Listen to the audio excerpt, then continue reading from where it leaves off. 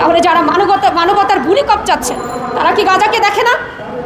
নাকি গাজার নারী শিশুরা অন্য? তারা মানুষ না? আমরা কেন মুসলিম বিশ্ব চুপ করে আছে, থমকে আছে? বিশ্ব মুসলিমের কাছে আমার প্রশ্ন, আমাদের বিবেক কি বন্ধ হয়ে গেছে? আমাদের বিবেক কি স্তব্ধ হয়ে আছে? 2023 7 অক্টোবর থেকে আজ পর্যন্ত প্রায় 47,000 নিরপরাধ ফিলিস্তিনি নারী পুরুষকে এবং শিশুসহ অসংখ্য নারী পুরুষকে ইসরায়েলি বাহিনী স্থল এবং বিমান হামলায় নিহত করেছে এবং তাদের 18,000ই হচ্ছে শিশু। এবং বিভিন্ন তথ্যসূত্রে জানা যাচ্ছে যে 90% হচ্ছে এই হতাহত এবং নিহতের মধ্যে 90%ই হচ্ছে নারী এবং শিশু। আমি বলতে চাই, যারা পৃথিবীতে বিভিন্ন প্রান্তে নারীদের অধিকার এবং শিশুদের অধিকার নিয়ে উচ্চকণ্ঠ, তারা কি গাজার নারী শিশুদের দেখে না? তারা কি দেখে না যে ক্রমাগত প্রতিদিনই সেখানে প্রায় 12 জন শিশু প্রতিদিনই একটা দুটো পা হারাচ্ছে, নারী শিশু মৃত্যুবরণ করছে, অনেক নারীরা অ্যানেস্থেসিয়া ছাড়া এই যুদ্ধের মধ্যে শিশু জন্ম দিচ্ছে। বিদ্যুৎ নেই, পানি নেই, ত্রাণ সহায়তা নাই, ক্ষুধায়, যন্ত্রণায়, যুদ্ধের অবস্থায় মৃত্যুর প্রহর গুনছে। তাহলে যারা মানবতার ভূমি কবচাচ্ছে তারা কি গাজাকে দেখে না? নাকি গাজার নারী শিশুরা অন্য? তারা মানুষ না? তাদের কোনো মানবাধিকার থাকতে নেই? প্রিয় উপস্থিতি, আমি দেশবাসীকে বলতে চাই, আসুন পুরো বিশ্বের নারী পুরুষরা আমরা একসাথে হই, গাজার নারী শিশুদের জন্য আমরা একত্রবদ্ধ হয়ে প্রতিবাদ করব। আমরা ইসরায়েলি পণ্য বর্জন করব।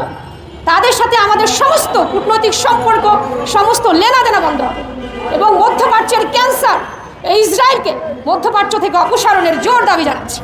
সেই সাথে নেতানিয়াহুর আন্তর্জাতিক আদালতে বিচার দাবি করছি। আমরা জানি পৃথিবীতে 200 কোটি মুসলিম, ইহুদি রয়েছে মাত্র 1,57 লাখ। আমরা কেন মুসলিম বিশ্ব চুপ করে আছে, থমকে আছে? এর কারণ হচ্ছে আমাদের ইমানি চেতনা মরে গিয়েছে। আমরা কোরআন সুন্নাহ থেকে দূরে সরে গিয়েছি। আপনারা জানেন, সম্মানিত দেশবাসী, সাংবাদিক বন্ধুগণ, যে পবিত্র কোরআনের মহান রাব্বুল আলামিন ঘোষণা দিয়েছে সূরা ফুরকানের 55 নম্বর আয়াতে, যে আমার রাসূলকে বলেছেন, হে রাসূল, আপনি কোরআনের মাধ্যমে জিহাদ করুন এবং সর্বোত্তম জিহাদ। তো আমরা আসলে কোরআন থেকে দূরে সরে গিয়েছি, আমাদের ঐক্যের বন্ধন শিথিল হয়ে গিয়েছে।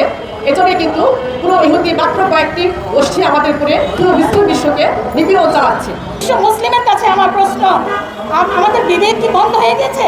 আমাদের বিবেক কি স্তব্ধ হয়ে আছে? যেখানে আমাদের মুসলিম ভাইদের আজকে লাশের বন্যা বয়ে যাচ্ছে, রক্তের বন্যায় তারা সাঁতরাচ্ছে, যেখানে মুসলিম উম্মাকে নির্বংশ করার জন্য নারীদেরকে হত্যাযজ্ঞ চালানো হচ্ছে, সেই ইসরায়েল আজকে বুক ফুলিয়ে তারা বিশ্ব চড়ে বেড়াচ্ছে। কিন্তু কেন আজকে মুসলিম উম্মা নীরব? আর মুসলিম উম্মার এই নীরবতায় মুসলিম উম্মার উপরে কিন্তু আল্লাহর গজব নেমে আসবে। যুদ্ধ অপরাধের দায়ে নেতানিয়াহুকে গ্রেপ্তার করে বিচারের আওতায় আনতে হবে। ইসরায়েলকে সন্ত্রাসী রাষ্ট্র হিসেবে ঘোষণা করে জাতিসংঘের সদস্য পদ বাতিল করতে হবে। আমেরিকার প্রত্যক্ষ মদদে ইসরায়েলের বর্বরোচিত হামলায় ট্রাম্প প্রশাসনকে জবাবদিহির মুখোমুখি করতে হবে। বাংলাদেশের সাথে ইসরায়েলের বাণিজ্য, সামরিক চুক্তি সহ সকল প্রকাশিত অপ্রকাশিত চুক্তি বাতিল করতে হবে। ইসরায়েলের সাথে বাংলাদেশ সহ সকল মুসলিম দেশের কূটনৈতিক সম্পর্ক ছিন্ন করতে হবে। বিশ্বব্যাপী ইসরায়েলি পণ্য বর্জনের জোর আহ্বান জানাচ্ছি আমি। অবিলম্বে গাজায় পানি, বিদ্যুৎ, ইন্টারনেট পূর্ণ সংযোগ করে জরুরি খাদ্য ও স্বাস্থ্য সহযোগিতা নিশ্চিত করতে হবে। স্বাধীন ফিলিস্তিন রাষ্ট্র গঠনে জাতিসংঘের হস্তক্ষেপ কার্যকর উদ্যোগ নিতে হবে।